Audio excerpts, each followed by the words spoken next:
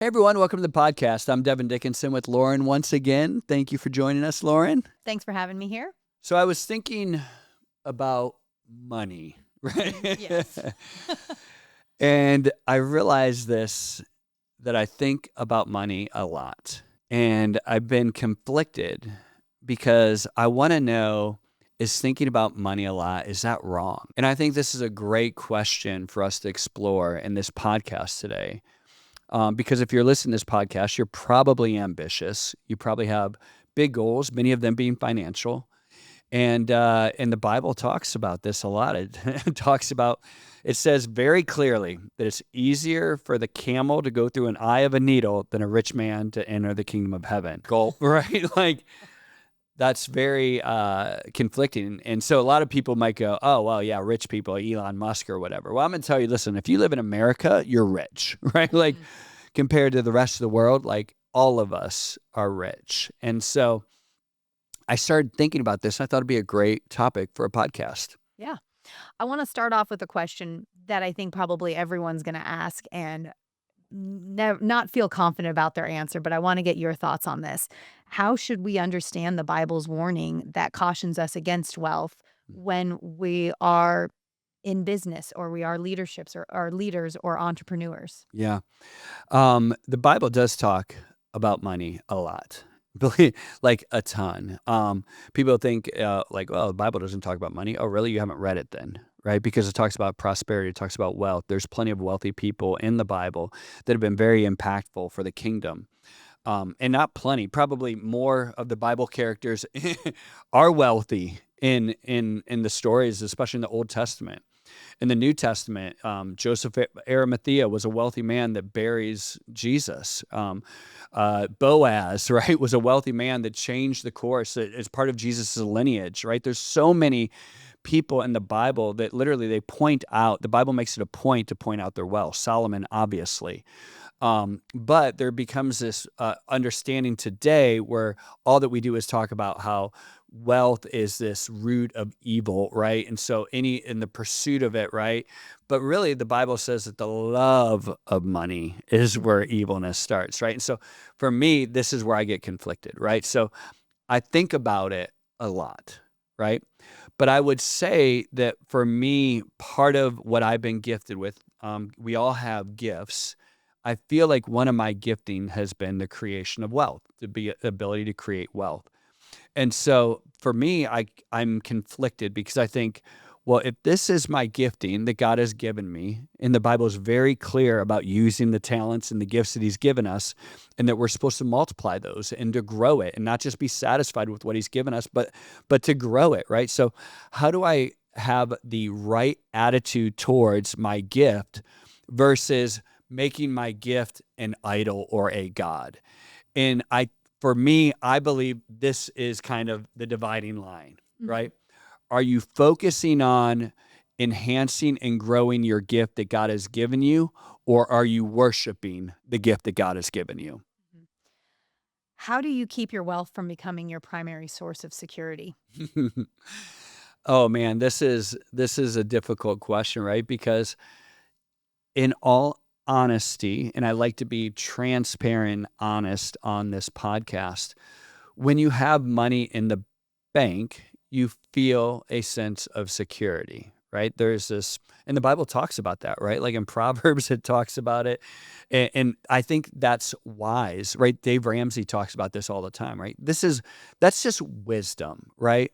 Being financially shrewd is a wise thing to do that the Bible talks about. When we put our faith, when we put our trust in dollars and cents, that is, once again, now that becomes our God. Yeah. There's a difference between financially shrewd and putting our faith and our trust in those finances. And I think, there's a story in the Old Testament, again, kind of the difference between a gift, something that God has gifted you with, and making that gift a God. So there's a story in the Old Testament when the Israelites, they were slaves. They were slaves in Egypt, straight up slaves, right? They had nothing. If you watch Charlton Heston, right, and he leads the people out of Egypt, they go from slaves, but actually when they enter the desert, they become quite wealthy. And the reason why they were wealthy is God told them that, after the last plague, where the firstborn die, they go to their neighbors, the Egyptians, and they ask them for money. And the Egyptians literally give them gold. And they just say, here's our gold, here's our silver, leave our country. And so they go from slaves with nothing, being beaten and having to build pyramids or whatever they did, right, to being in the middle of the desert with all of this wealth that was created overnight. And so what happens is now they're in the desert, and then Moses goes up on top of the mountain, and he disappears for like 40 days. While he's gone, they start freaking out, and they're like, where's our God? Where's Moses? Where's our leader? And they look around, and what happens is they make this idol that they begin worshiping. And it said it was a golden calf. Well, let's think about that. Where did they get that gold from? Where did they get enough? They were slaves. Where did they get the gold from to make a giant golden calf? Well, the answer was the gift that the Egyptians gave them. The gold that was a gift to them, they melted down and turned into an idol. And there's such a metaphor here that God gives us gifts in our lives that we often turn into idols. And so let me say that again. God will give you gifts that we as sinful people turn into idols. And this is wealth, right? So wealth can be a gift, but we can also melt it down and turn it into our idol, what we worship. And so you think, oh yeah, those evil rich people. Well, let me stop you right there, because it's not just wealth. Anything can become your idol. Anything that will take the place of God and the focus of your life. If the focus of your life comes off of God and on your gifting, you've created an idol. That could be, children's sports. I know we get wrapped up in it. My wife and I used to get wrapped up in children's sports, right? Like when all of a sudden you're missing every Sunday because you want to go to a tournament every single freaking week. And next thing you know, you care more about coming in first place in some tournament in Iowa than you do about your Lord and Savior, right? Mm-hmm. Or it could be your gifting, like you're musically inclined, or the various pursuits of your life, or travel, or you name it. Anything can take that gift. I'm not talking about missing church, but I'm talking about what takes the focus off of God and you put it on something else in your life. You've now created an idol. You basically taken that gift, because oftentimes it's what we're good at, right? It's what we're good at. So let's say you're musically inclined. God gave you a gift, and you take that music and now you're using it, and that's your entire focus. What makes you happy. It's what you think about. It's what you focus on. And it's what you truly will even compromise your life for. So I think all the time about different people have different giftings. And when does that gift become an idol? Well, that's the challenge of our life. And so I started this podcast with the statement that said, I think about money a lot. Is that wrong? And so for me, I have to constantly evaluate. And this is not a one-time thing. Lauren, this is what I want people to take with them, right? So this is not a check it and you're good kind of thing, right? I have to constantly check myself that I don't take something that God has given me as a gift and turn it into my idol. And just because I didn't last year doesn't mean that I'm not going to do it this year. Yeah. And at each of these different levels in our life, you have to constantly reevaluate. And so this is a challenge because it can be a problem. And I know you're probably listening going, I want to hear how money's great all the time. No, it can be a problem. It can become your idol. Wealth can become your idol. And if you're passionate and you're someone pursuing your dreams and you're an entrepreneur, listen, you better try to make money. That's your job, right? Like it just can't be your God. Mm-hmm. How can we ensure financial success doesn't become the most important things in our life? I think for me, I check it against two particular things, right? So the Bible is pretty clear about giving, right? We can, this podcast is not about whether tithing is biblical or not. I don't want to hear a bunch of comments about tithing's an Old Testament, listen, I'm not talking about that, okay? I tithe, right? But the Bible is pretty freaking clear about generosity, right? So I personally one of the tests that God has convicted me, I'm not telling you, but for me, God has personally convicted me that I am to tithe and I am to give. So I tithe means 10%, giving is above that, right? So this is something that Cindy and I have set up in our lives, kind of this hard and fast rule, right? This is just what we do. This is hard and fast. And so a lot of people they're watching this podcast going, oh, great, just give me the rules and I'll follow the rules and I'll be good, right? So I'm going to tell you, that's the first part of it, right? So we have this set of rules that's kind of this, first and foremost, I have to do this, right? This is the starting place. So for me, it's like, okay, great. I did that. I know at least my spirit is trying to stay correct, right? Mm-hmm. Now, the second piece is where I have to check my heart condition, because simply following a set of rules does not mean my heart condition is correct, right? Yes. So the second thing, Lauren, that we try to do is to check our heart, right? So just because I gave and I checked this box, I tithed and I gave to these organizations, does not necessarily mean that my heart condition is correct. And this is where I have to check myself. And this is what I challenge everyone to do, to constantly check yourself. Because this is where you go, well, just because you do the right thing doesn't mean that you're right. Does that make sense? Just because you say the right thing, do the right thing, does not mean that your heart is correct. Because you're not doing it from the right spot. Exactly. Right? Because over here, I'm just doing it so I don't feel guilty. Yeah. Right? It doesn't mean that I haven't made it my God. You don't feel guilty or you think others are watching. Yeah. So this side is the heart condition. And this is where, for me personally, I do my devotional. The reason why we're having this podcast is because it was something from my devotional where God was challenging me. God was challenging my heart condition. God was saying, hey, I think we're getting a little too off focus, right? I gave you a gift. Don't make it your God. And so I have to constantly evaluate.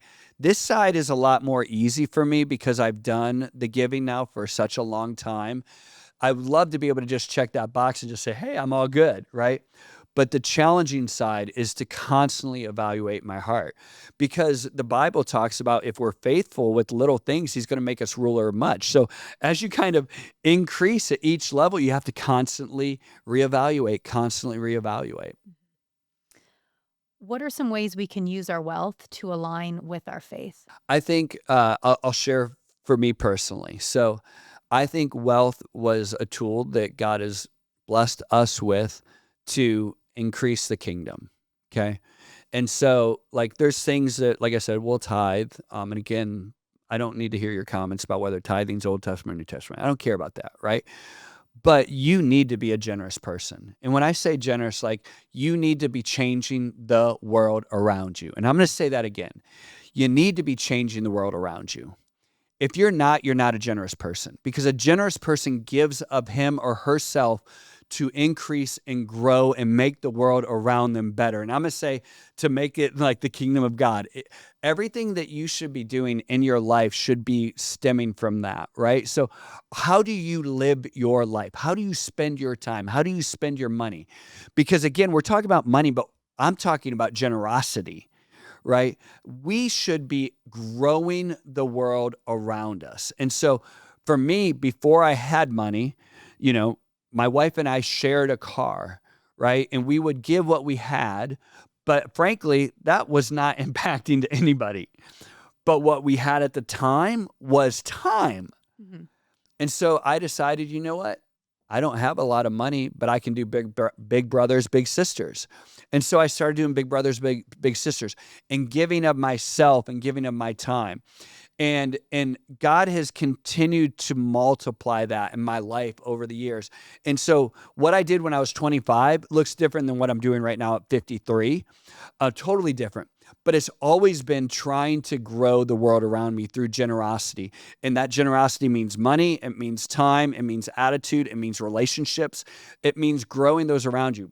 This podcast is done not so that I could have 1 million followers, right? It's not for that. It's so that I can be generous with what God has given me and help others grow to be the best that they can be, and grow their gifts. And so having a generous spirit in everything that you do is what I'm challenging you to do. And so that might mean time. That might mean money. Right now, there might be an organization that literally God's put on your heart that you need to go and you need to give to. There might be volunteer time out, and maybe it's simply parking cars on Sunday morning. Maybe that's where you start. Maybe it's giving 2% tomorrow. Maybe that's where you start. But you have to change this inward me kind of view and start giving of yourself externally. And when you do, that's a generous spirit. And it's not just, oh, I threw a few dollars in the offering plate. That's not a generous spirit. That's not who you are. I love the story of Alexander the Great. I don't even know if it's true, right? But I'm going to say it because I've heard it enough times that I'm going to act like it's true. But where a beggar comes up to Alexander and he flips him what would be, I don't know, $500 or something in today's day and age, right? I'll call it $1,000 because I don't know if the story's true or not. And people look at him and go, why did you give him $1,000? $10 would have been enough for the beggar. And he goes, yeah, but that's not it. What I give reflects myself, not what their need is. And so how much you've been given, you have this ability to live your life abundantly and generously and leave a legacy around you. What's one thing we can all do today to keep our priorities in check? Well, I challenge you today to sit down with your spouse and talk about what are the hard and fast rules that you always want to do. What are the things in your life that come hell or high water, you are giving this money or you are giving this time? What is something that becomes a non-negotiable in your life? Because right now there are probably some non-negotiables that you ought to be living by, right? And so I would challenge you to sit down and have that. And it could be dollars and cents. It could be time. It could be both, right? But sit down and talk about what are the things that you want to do, that this just no matter what, every year we give this. Every year we do this. These are the things that we do, right? So I'd challenge you first to start there. Then second thing I would do is challenge your heart condition, right? Have you taken your gift today? Have you taken whatever your gift is, whether it's wealth creation, whether it's musical, whether it's family? Have you taken your gift and turned that into your God? Has something taken the place of God in your life that you worship? And you can tell if you worship it because it has all your time, all of your thought, and it drives your happiness, right? And has something replaced God on your life? And I would challenge you right now that it's probably time to repent and probably time to make some serious, significant changes in your life. Wonderful. Yeah. That's all I've got today. Thanks, Lauren. I hope this has been helpful. I know it's pretty convicting for those of you that stuck around and didn't turn me off halfway through this one.